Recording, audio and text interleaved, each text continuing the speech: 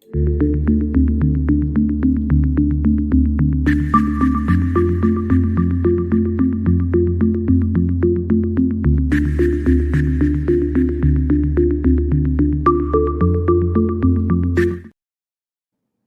afternoon and welcome to BizTech's Asian Midday Market Watch, powered by the Private Pension Administrator of Malaysia, or PPA, which is the central administrator for private retirement schemes. Today on the show, we have James Whelan, Investment Manager and Head of the VFS Group Global Macro Fund, who's coming to us out of Sydney. James, it's always great to have you on the show. Great to be here, Brian. How are you now? Good. Now, I'm going to take a look at all the numbers across the region, and then we're going to get back and get your insights. We're going to start with Bitcoin. It's 28,530. It's up 2.52%. Ethereum is at 1,911. It's up 5.89%.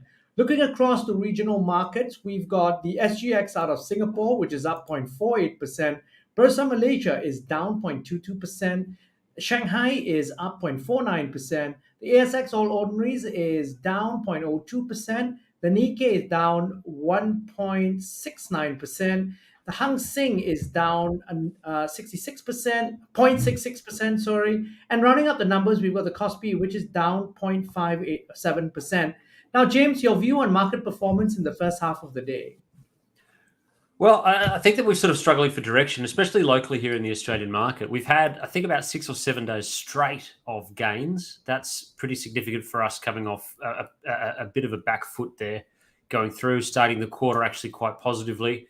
April, traditionally a positive month also for the US market, which is where we take our lead from. We're just taking a little bit of a pause today, and that's sort of echoing the comments from the RBA today as well.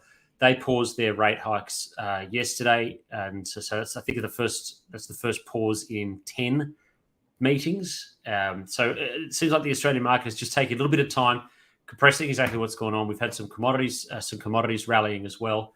The potential for copper has done quite well recently. That's taking a bit of a pause. We've seen what OPEC did at the beginning of the week.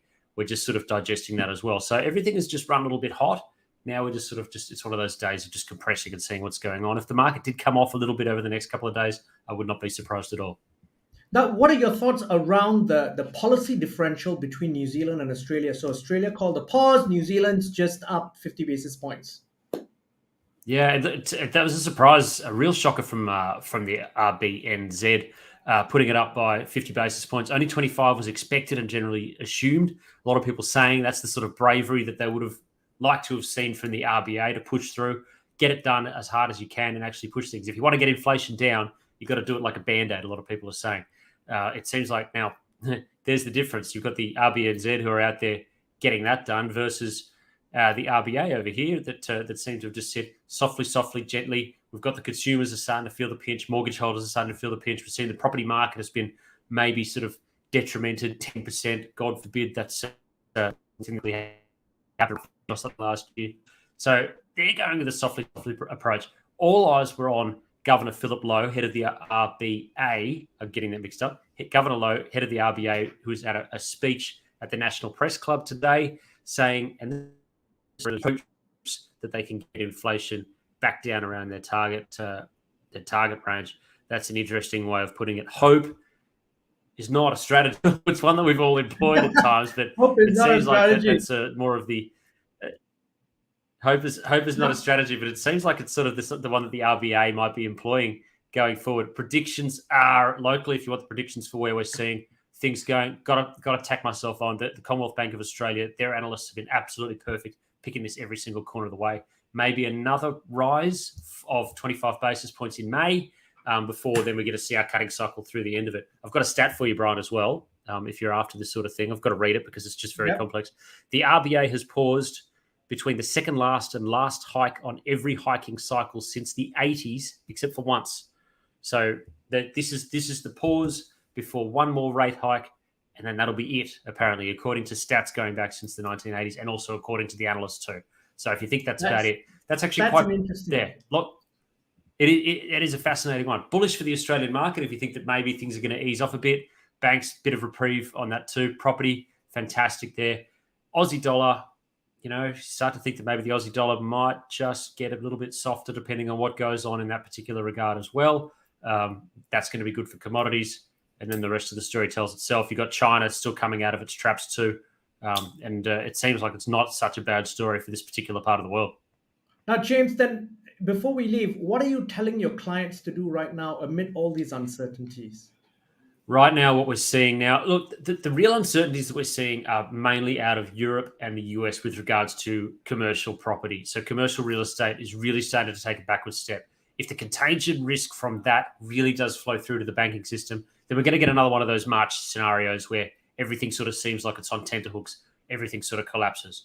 That will not be the case here. It does mean we're seeing that as buying opportunities. We're also seeing that, and here's the funny thing, any major significant shift, detriment to the US economy means that rate cycle does start to come down, and the next change is going to be to a downwards direction for rates. That's beneficial to tech, and that's probably where you want to be going. If that's not the case, taking profits on tech, moving into emerging markets is probably going to be seen as being a good spot. I'm liking energy and I'm loving commodities as well. Copper, continually.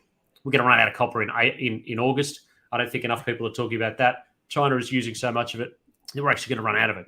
So that's really bullish for us here too. So buying copper on any back foot, buying energy on any back foot, thinning out some of those profits that we've got in tech, mainly US tech, and just buying on the back foot here. Traditionally, April is quite a strong month though. So be happy to take profits on up days and contribute. Make sure that you've got lots of cash in May because there's going to be some buying to be done there. Fantastic. That's great advice. James, thank you General very advice, much. general advice only, Brian. Come on. And thanks for coming on the show. No worries at all, mate. I hope you're doing well, and I'll talk to you next time. Thank you. We've been speaking to James Whelan, investment manager and head of the VFS Group Global Macro Fund on BizTech's Asian Midday Market Watch, powered by the Private Pension Administrator of Malaysia, which is the central administrator for private retirement schemes. I'm Brian Fernandez. This video will be on our website, www.biztech.asia, as well as our social media platforms. It'll also be on our syndication partners, TV stations, radio stations, and websites. Thanks a lot for tuning in.